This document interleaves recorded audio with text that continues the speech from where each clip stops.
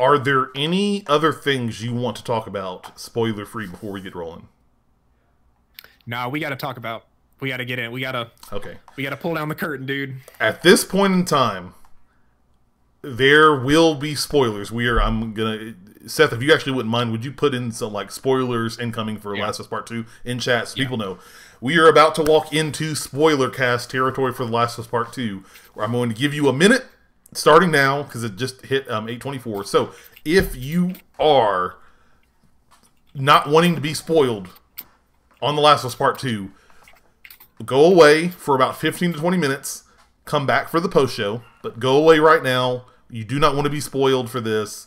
If you're still playing this game, if you don't want to be spoiled, step away right now. Going to give you guys another couple of seconds to get out. Spoiler cast is incoming for The Last of Us Part 2. Go. Be gone. Be gone. I'm going to give you guys a few minutes to hop on out. Give you guys, like I said, I'll give you a minute. Of course, Palace Streams, we'll see you later, sir. Hopefully you come back for the post show. See you guys later. Still giving up. Again, we will be discussing spoilers for The Last of Us Part 2. Warning. Spoiler alert. Spoiler alerts. Okay, it's been a minute. Last call. If you are in chat, we are about to talk spoilers for The Last of Us Part 2. You are either have already beaten the game, or you just don't care, and you just want to be here hanging out with us. So, we are now talking spoilers for The Last of Us Part 2. Seth, what would you like to start with?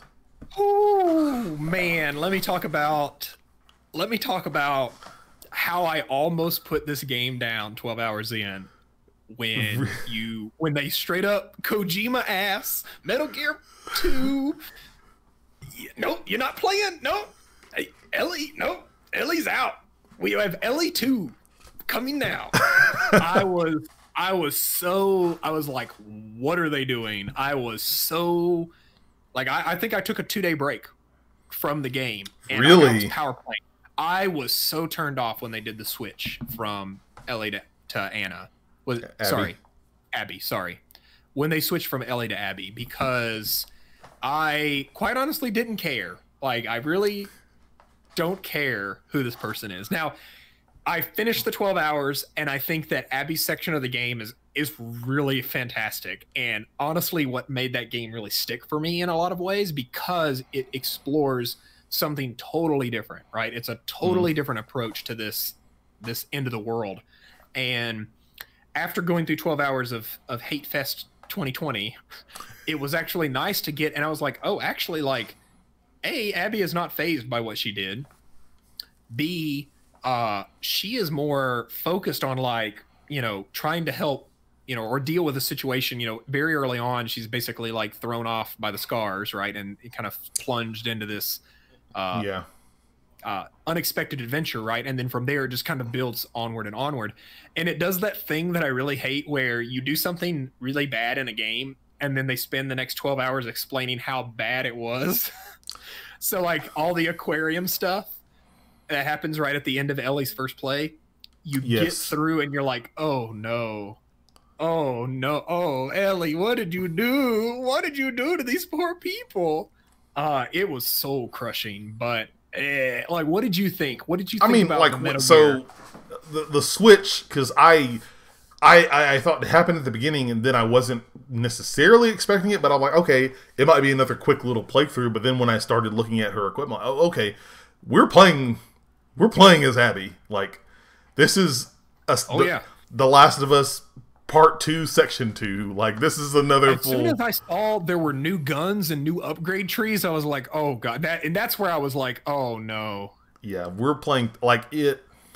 When we switched over, I know the first thing I said was like, I put a smile on my face. I'm like, I see what you're doing, Naughty Dog. I see what you're trying to do. I see what the message you're trying to convey over here. And it may work, it may not work. We're gonna find out here. And it worked. Like, it was something that was unique. The fact that you go through and you play as Ellie, and these events happen where you kind of basically have a standoff with Abby, and then to have that flip part happen where you are going to play as Abby, and you're getting that point where you're put in somebody's shoes, and now by the end of the game you're like, the lines of good and evil are not as clear as they once were, based on your perspective, because you've been through a lot on. Yeah. You've played through as Ellie, you've played through as Abby. You know where both of them are coming from, and all the trauma that's happened in their lives, and so you're like, who do I root for? There's not really a rooting for anybody. If this were a Reddit post, everybody sucks here. Yes, everybody 100%. Sucks. 100%. It was Abby's section was really unique. I really appreciated the fact that they made her campaign feel very different than it felt more like Last of Us Part 1, where shivs were consumable. You didn't have that almighty switchblade anymore, so clickers were a lot more challenging. I think that a lot of Abby's environments were a little bit more bright and interesting. I really think they were trying to lighten the game up a little bit with her section, because you bring yourself down so much, because you're like, I don't care about this person. I do not want to see the person that did what they did, right? You can it's spoiler cast territory. You can I don't want to fucking kill Joel, man. I don't care about her. All I want to do is kill her, man. I just want to super kill her. But what they did with her, and as you get toward the end, and really you start to realize that as soon as she found out that Ellie was hunting them, she didn't know the whole time. Seattle day 1, 2, she didn't know until day 3 that it was Ellie too late after them. And it was too late, and when she finally figures out, beelines straight to the theater, and in one of the most insane video game moments that I have ever experienced in my life, the final boss of the game is of that section of the final boss of Seattle is Ellie. And I was like, no, you're not, no, you can't do this. You can't do this to me. And to all of a sudden have this person that you spent the first 12 hours of the game making this unstoppable killing machine. Now you've got to outwit her. And let me tell you, after that fight, I was like, all right, time for Ellie to die. Time to wrap this game up. Let's roll credits. I'm done with this shit. But Naughty Dog's like, nah. No, you're not. Hey, what is the... You've given everything. It was in Batman. And he's like, not everything. Not yet. It was that. I've given you everything, Naughty Dog. Please let me end this. And they're like, not yet. And then they spring us into the next section of the game, which the farm. Santa Barbara. Is the farm first? Oh wait, you're right, the farm. And so I forgot that it ended fake ending number 2. So yeah, we go to the farm. We see this happily ever after PTSD, whatever, just complete it's what you want for Ellie. You want her to be able to live the quiet life, but you quickly find out that Ellie's not able to, right? She's unable to be happy because she didn't get what she wanted, right, from her life.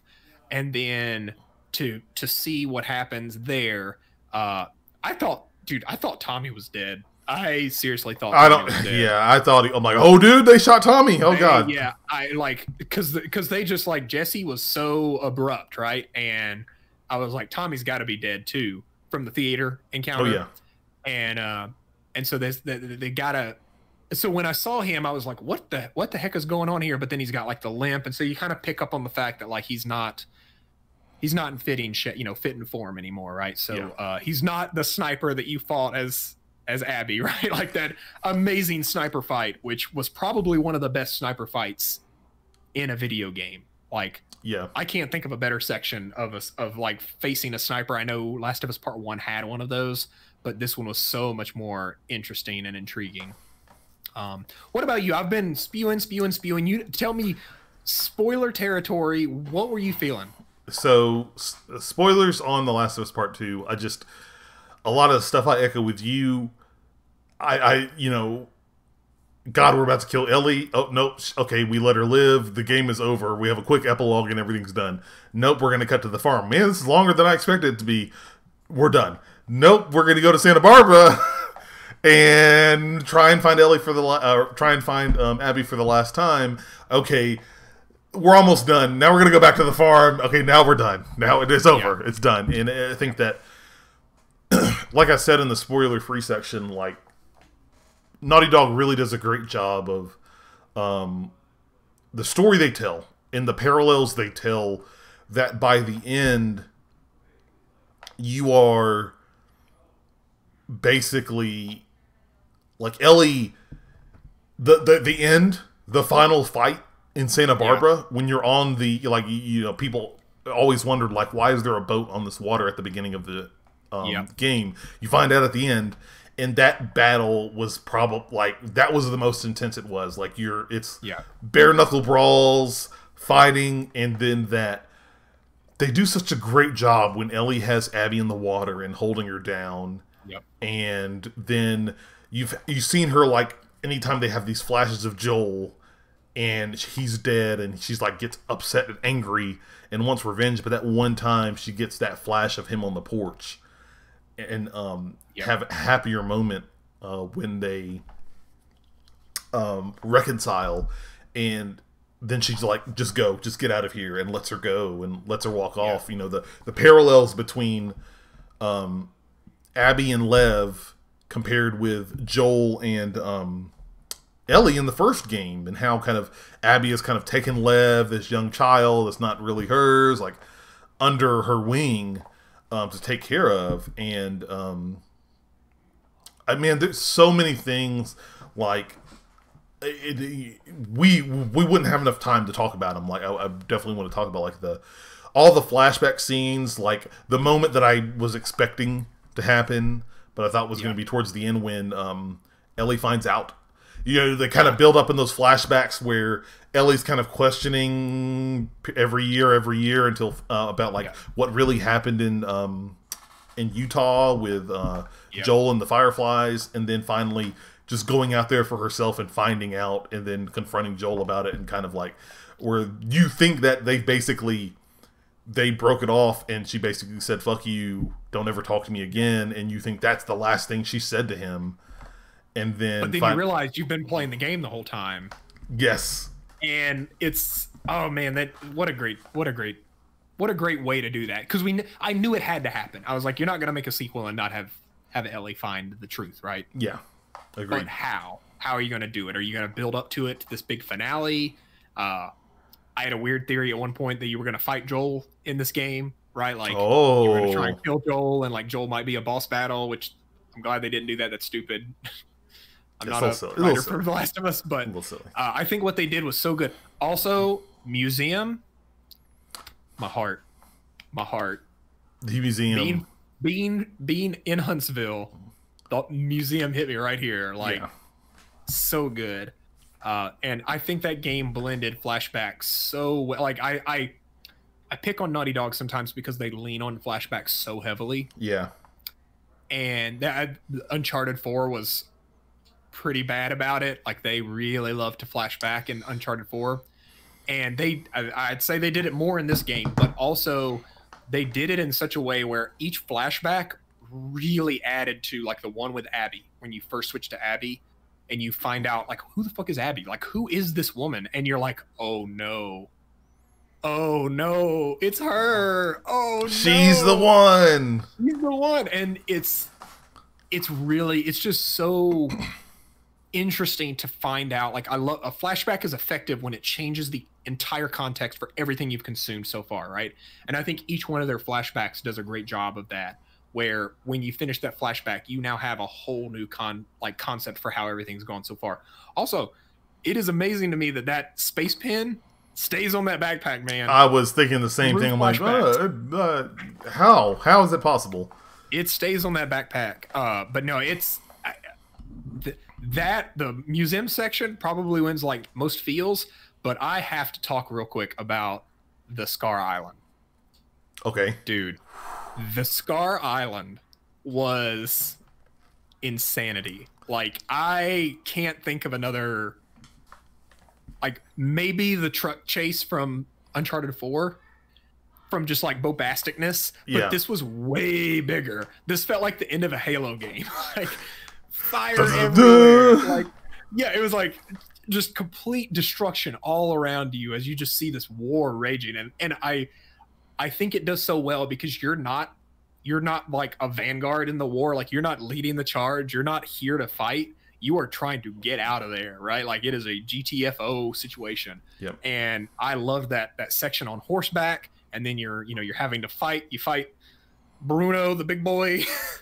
Cut his face off, and he's still coming at you. You're like, whoa! Yeah, basically, like, man, what? Like, talking about brutal combat, right? Like, that's in and of itself was rough. So, like, that man, it was just everything about, like, the another great moment. This was back with I think with Ellie, the office building, right, with the lurkers, the stalkers. Yes. Terror, absolute terror, like Resident Evil levels of terror in that section, and they just it just lasts long enough, right? As soon as you start to get tired of those assholes, you're out of there, right? Yeah. And I feel I'm so glad we got out of there as soon as we get out of there, right? It's just they do such a good job making you feel what those characters are feeling. I want to also give a shout out to not only like the story, but the characters, the supporting characters in these stories. Like, not only Ellie and, you know, Dina, who everybody thought, like, everybody was like, Dina's dead. Like, they killed Dina, and now they're coming like, nope, psych. Dina's alive. Jesse. Man, Jesse got done dirty, dude. Man, got done dirty. He did. I'm not gonna lie. And like Joel and Tommy and Marie and all those characters, but not only that, but like the Abby and her cast of characters, like the group that was there with her, Owen, Mel, God, what's his name? Manny? Yeah, Manny. Manny, yeah. Mm-hmm. Manny, and then Yara and Lev in that whole story, which I think that I started picking up on that once we started going into the skyscraper building. Yeah. And I was like, are they? And I definitely want to give, I got to give props and shout outs to Naughty Dog for how well they handle that story of Lev and him being transgender. Surprised if you didn't know. Especially when I think spoilers, so. Yeah, especially when everybody thought and assumed that Abby is the one who was a transgender one. Like, nope, it's Lev, actually. I thought that it was handled very well. And then kind of them going into that context. And like, I started picking up on it, like, you know, when the guards are saying, you know, it's Lily, get her, and, you know, get the apostate. And, you know, I remember in the skyscraper building, after you kill a group of them, and then you have this conversation that Lev pops up and it's like, did you hear what they called me? And Abby's like, yeah, you know, are you going to ask about it? And she's just like, it's not my business to ask if you're not ready to tell. And then kind of learning more about that from Yara and that whole scenario, like the tragedy that is Yara and Lev. You know, we talked in the earlier in the show about like the themes of hate and how they're all around with like the scars against Yara and Lev, Isaac against the scars, Abby against Joel, Ellie against Abby, and like all these threads and kind of how it you know, you kind of see those different levels where with Isaac and the wolves versus the scars, where it basically just what's it called? Both parties die, like both parties burn in flame, in that entire scenario, like mutual destruction. There you go.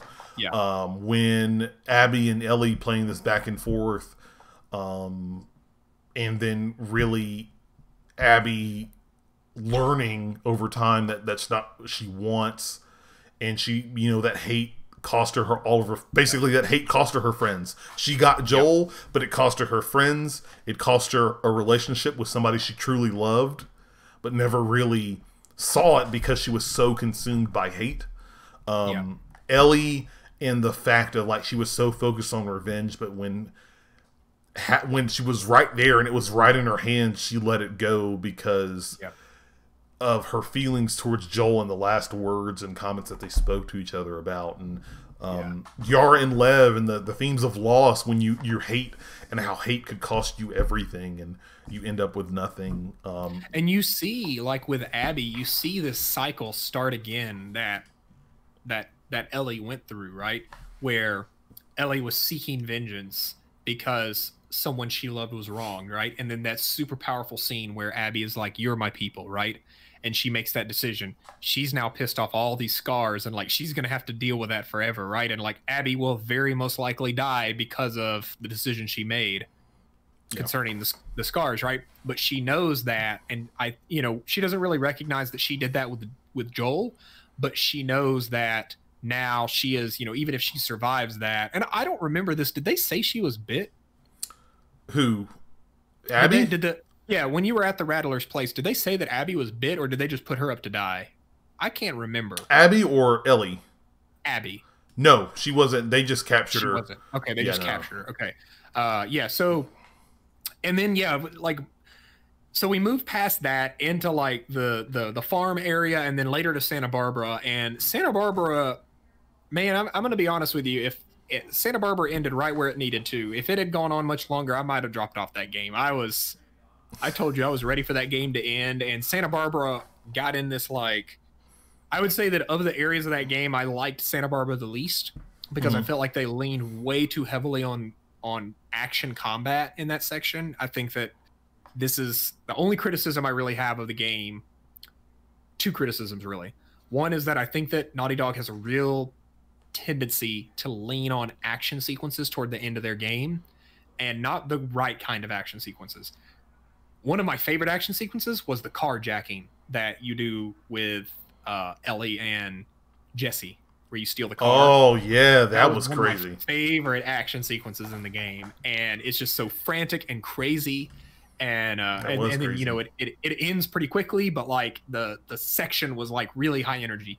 Whereas this one, it's like, okay, here's the train yard or here's the gas station. Go from point A to point B, don't get seen or kill everybody. Like, it's up to you. And the way I was playing is I was trying to be as thorough as possible with like looting, and it's just impossible because there's so many dogs and there's so many people that it's just really hard to keep track of everything because it doesn't have any tagging system or anything, right? So like no, it doesn't. You have to mentally keep up with where everybody is.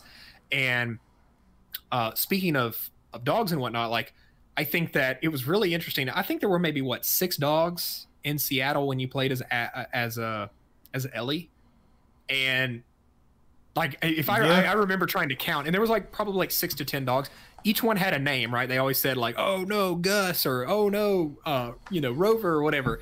And then you see those dogs when you play as Abby, and so it makes that what you did all the more impactful. Where they're like, "Oh yeah, we're about to head over to the hospital. Me and Rover here are heading to the hospital," and you remember, killing that dog, and they're like, "No, Rover, they got him." So I think that's Naughty Dog at its best. But then you move to Santa Barbara, all that's thrown out the window. Here's a bunch of dogs for dog's sake. Kill those dogs, kill those people. Like, it felt like Breaking Bad season 5, where like all hell breaks loose for no reason, and we're just trying to like make something action packed for when we get to the end, which is going to be the story. Like you were talking about the Tide fight. It's more of like, you've already got this far. Just cross the finish line. Yeah. Now I do have to say, the Rattlers, well, yes, they are basically the meth Nazis from season 5 of Breaking Bad. They were also, I loved the fact that they would like keep the infected like chained up, and you could like go and like let them free, and then the clickers would just like run amok and cause chaos, and then that allowed you to sneak through. So I think once you got to the compound, it was a lot of fun, but getting there was kind of a drag for me. And then that final confrontation, man, the poles out by the Tide, and then the Tide fight, I'll call it, for lack of a better thing. Such a great section. Such a great wrap up to that. And really the only other criticism I have is it did feel a little weird when I finished, and I was like, wait, that's it? Like this was all for nothing? But then I stopped and I thought about it, and I was like, yeah, it really was. Like, the moment you decided to leave for Seattle, like, It was, yeah. It was for nothing. Like you had to learn that the hard way, and that was life letting Ellie touch the stove.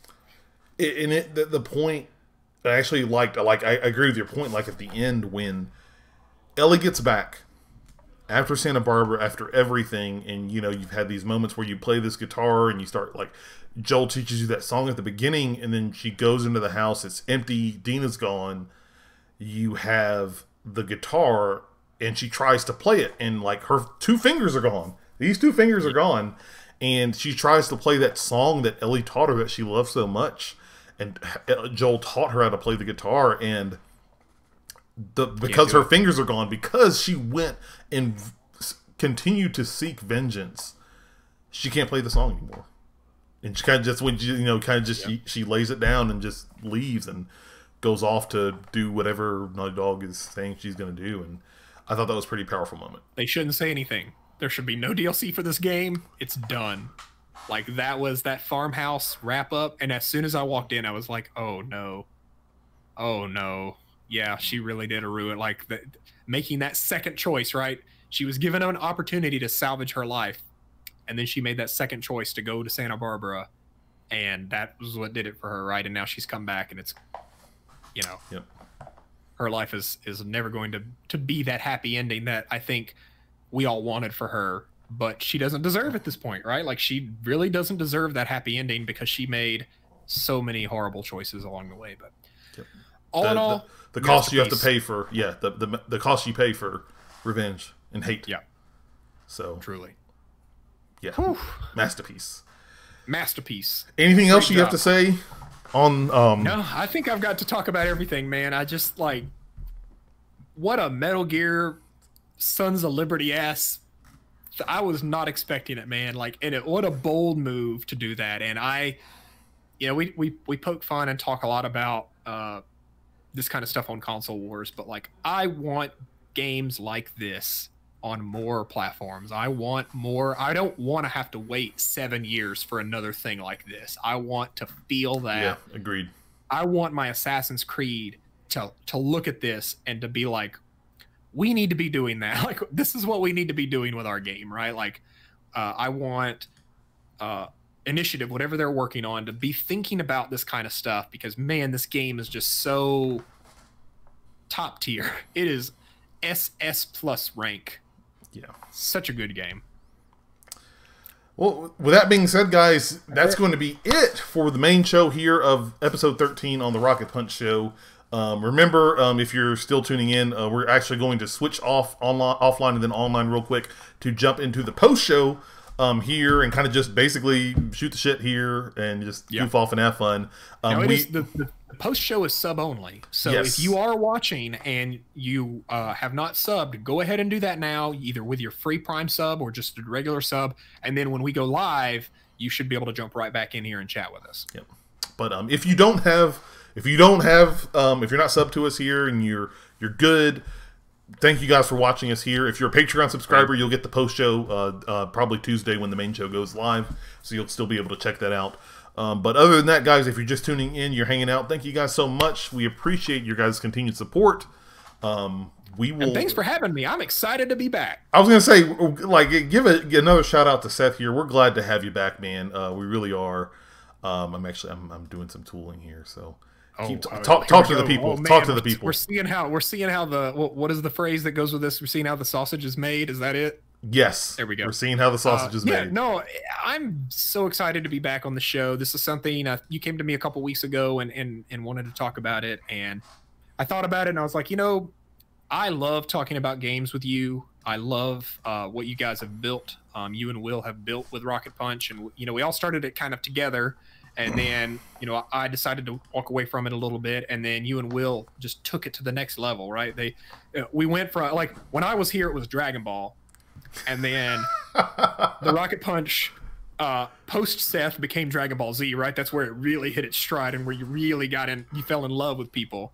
And then now we're heading to Super, where we're just taking that formula that we've built, and then it's just like really pushing it into a whole new zone, right? And I know Will's not here, so I've got to do my best to create some Dragon Ball references. Please do. We still have to keep those going. That's required. No, here. I'm so excited to be a co-host on the Rocket Punch show. This will definitely not mess with console wars. We're still continuing console wars.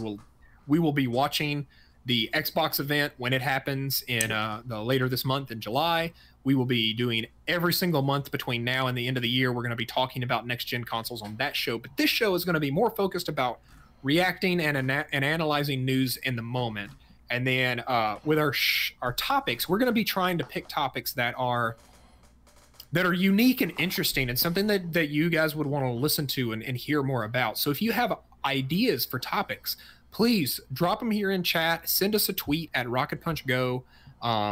Just let us know what type of content you'd like to see from us, because we want to make sure that our topics of the show are relevant and interesting and cool, and of course related to gaming. I think we did the Last of Us tonight just because it's such a landmark moment for video games. But we expect for our future episodes to be very unique, and we don't want to just be a rehash of what you've seen elsewhere. So this was the easy. This was the warm up.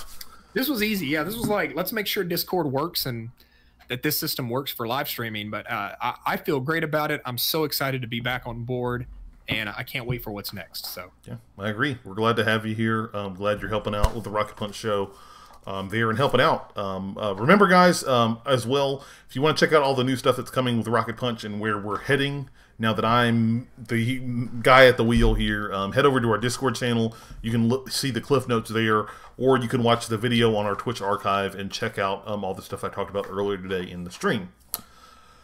But with that being said, guys, that is it for the main episode here. We're going to switch over to the post show. For everybody who's tuned in, thank you guys so much. Good night and good game. See you next time.